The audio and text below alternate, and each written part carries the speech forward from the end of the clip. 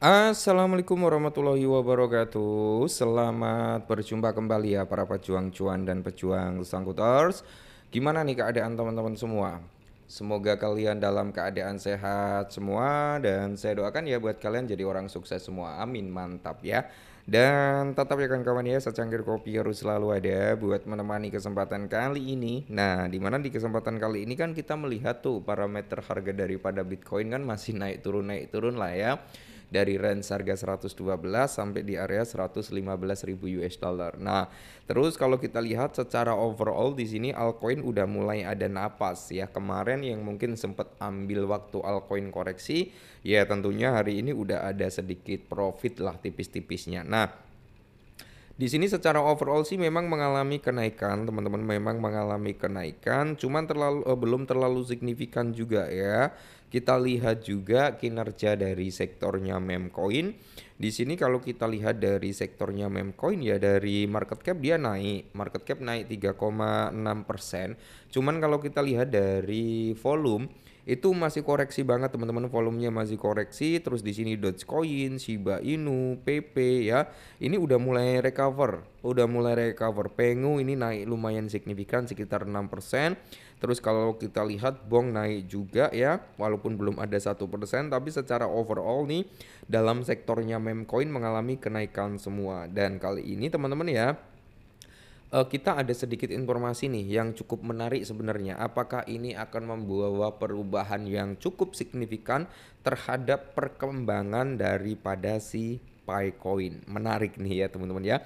Meskipun kalau kita lihat untuk Picoin sendiri, dia udah di urutan ke-40, harganya ya masih bertahan di area 34 saat ini teman-teman ya, masih sama seperti kemarin di area 34. Kita ada sedikit informasi yang cukup menarik. Kita langsung bahas. Nah, jadi di sini teman-teman kalau kita lihat ya, peringatan Pi bertaruh ya, jaringan Pi bukan peringatan. Jadi jaringan Pi ini bertaruh sekitar 20 juta US dollar pada robot humanoid. Nah, lompatan yang mengubah permainan atau langkah yang mahal. Nah, menurutnya gimana nih teman-teman ya? Jadi ini kayaknya menarik banget untuk kita bahas ya. Jadi di sini teman-teman kalau kita lihat bersama-sama ya, untuk Pi Network sendiri, Pi Network Venture baru-baru ini mengumumkan partisipasi dalam putaran pendanaan senilai 20 juta US dollar untuk OpenMind ya, sebuah startup yang dimana robotik AI yang berfokus pada pembangunan sistem terdesentralisasi untuk mesin humanoid. Nah, langkah ini menandai investasi besar pertama sejak Pi Network itu meluncurkan dana venture capital senilai 100 juta US dollar. Nah, jadi pada saat Pi Today waktu itu kan Pi Network itu ngumumin dia menyediakan dana venture capital lah ya, sebesar 100 juta US dollar. Nah, kali ini pendanaan pertama teman-teman ini 20 juta US dollar.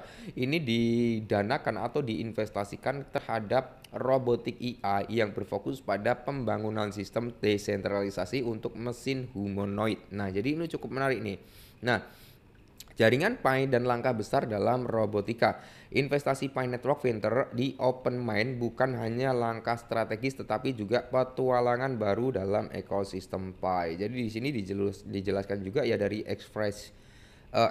Seed ya Pi, di mana hot news Pi core team Pi Network Venture is one of the backs of OpenMind ya. Ini ya intinya ini teman-teman. Nah, terus di sini kalau kita lihat juga ya, dengan bergabungnya investor-investor besar lainnya seperti Coinbase, Panther Capital, Robit Capital, dan Squall China ya, Pi Network menunjukkan keseriusannya dalam menggarap sektor otomatis berbasis AI. Jadi bukan hanya Pi Network ya, seperti Coinbase Venture, terus di sini ada Panther Capital, ada Rebit Capital, dan ada Squid China yang ikut berpartisipasi dalam pendanaannya ini. Nah, jadi ini salah satu langkah yang cukup mantap jiwa dan istimewa ya. Nah, OpenMind yang didirikan oleh Profesor John Lippert dari Stanford sedang mengembangkan sistem operasi universal untuk robot yang dikenal sebagai OM1. Sistem ini dirancang untuk bekerja di berbagai merek robot dengan berbagai pengaturan dan tujuan. Inisiatif ini tidak hanya meningkatkan interoperabilitas antar mesin, tetapi juga memperkuat keamanan dan identitas dalam ekosistemnya. reaksi masyarakat dan peningkatan keamanan. Meskipun investasi ini dianggap sebagai langkah maju, tidak semua anggota komunitas Pi Network mendukung partisipasi ini. Beberapa anggota merasa bahwa fokus harus tetap pada pengembangan jaringan dan menganggap investasi di luar fokus utama sebagai langkah yang mengkhawatirkan. Namun tim inti Pi Network telah merespon dengan meluncurkan peningkatan keamanan utama pada sistem dompet mereka, termasuk fitur Passkey yang menawarkan autentikasi satu ketuk untuk melindungi akun ya. Jadi sebenarnya gini teman-teman ya. Kalau menurut saya pribadi antara setuju dan tidak setuju ya dengan investasi yang dilakukan. Setujunya ya dia udah mulai maju lah ya, bersaing atau berani mengambil langkah maju untuk investasi di luar jaringan Pi Network ya. Termasuk di situ kan ada Panther Capital juga, ada Coinbase Venture juga gitu kan. Nah, di satu sisi kita berharap Pi Network itu tim PiCore intinya itu berfokus terlebih dahulu lah ya terhadap kinerja atau perkembangan daripada koin Pi mereka ya kan, karena koin Pi mereka itu cenderung anjlok terus menerus dari harga all time high-nya ya, bahkan dia belum bisa untuk recover ya mendekati di all time high-nya lagi gitu kan. Nah bagaimana cara fokusnya ya, mungkin cara pengembangan sistem KYC-nya ataupun KYB ya. QIB-nya itu ya kalau menurut rumor yang beredar dari beberapa exchange besar lah, menurut spekulasinya kan terlalu berlebihan karena nggak ada lah ya, nggak semua koin itu menerapkan hal seperti itu. Mereka membutuhkan sentralisasi exchange, exchange juga membutuhkan mereka. Jadi sebenarnya sama-sama membutuhkan. Contoh sederhananya, Picoin juga membutuhkan salah satu sentralisasi exchange besar kan, entah Coinbase, Binance, Robinhood, Upbit dan masih banyak lagi yang lainnya. Nah, exchange-exchange tersebut juga membutuhkan Picoin ya untuk apa? Mendongkrak volume perdagangan mereka. Jadi sama-sama menguntungkan. Jadi mekanisme sistem KYB seharusnya sih nggak terjadi. Dan ya transparansi itu yang paling penting teman-teman untuk saat ini ya kan, karena banyak komunitas Pi Network yang menginginkan timnya itu transparansi dari segi roadmap, white paper ya, langkah kedepannya seperti apa kayak gitu loh ya.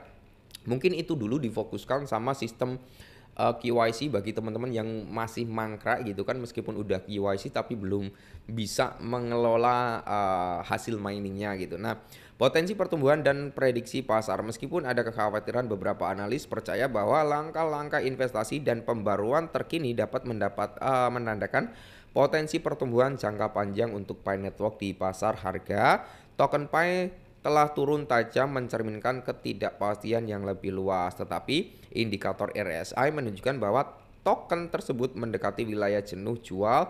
Hal ini dapat mengindikasikan bahwasanya mungkin dalam waktu dekat untuk Picoin bisa rebound. Amin, semoga ya brother ya. Dan ya mungkin ini dulu sedikit informasi tentang Picoin kali ini ya. Sesuatu perkembangan yang cukup menarik, cuman belum begitu menggebu-gebu. Oke, tetap semangat dan salam cuan.